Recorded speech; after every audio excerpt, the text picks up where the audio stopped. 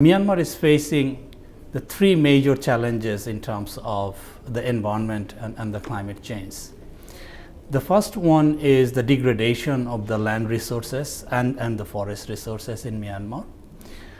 The second one is the climate change, where the country is already facing the changes of the temperature and the variation of the rainfall, and also country is being hit by the extreme weather events like the cyclone. The third major challenges for Myanmar is the institutional capacities and the capacity of the human in terms of their skills and the know-how. The United Nations Environment Program is supporting Myanmar in three areas. One is to help the countries to prepare the state of environment reports. The second, under the GCCA, which we are calling it the Myanmar Climate Change Alliance, to keep the name with the similar vibe, and we are helping the countries under the GCCA in three areas. One is to enhance the awareness on the climate change issues and its impact to the relevant sectors.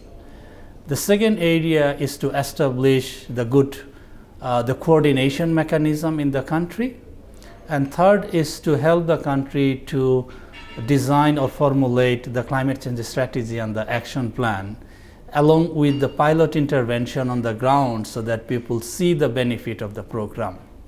So it has elements of the components of a people-centric development in the context of climate change.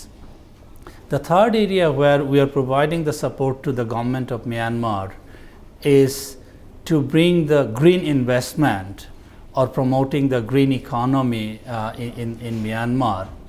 And if we looked into the foreign direct investment, those are basically going to Myanmar and helping the Myanmar government how to manage those investments. Those are going and extracting the natural resources. Is basically to set up the guidelines and the standard and helping the government so that they will be able to deal with all the foreign direct investment and protect their environment. Now, we are also very pleased to see the leadership and the guidance that we are receiving from the government. And the leadership is not only coming from the lower level of the administration, but the leadership is coming from the higher political level, and they're showing their enthusiasm to deal with these challenges, and that encouraging us as an UN agencies to work with the government. If we looked into the Myanmar, the many investments are basically going there. So this the protection environment is just very important.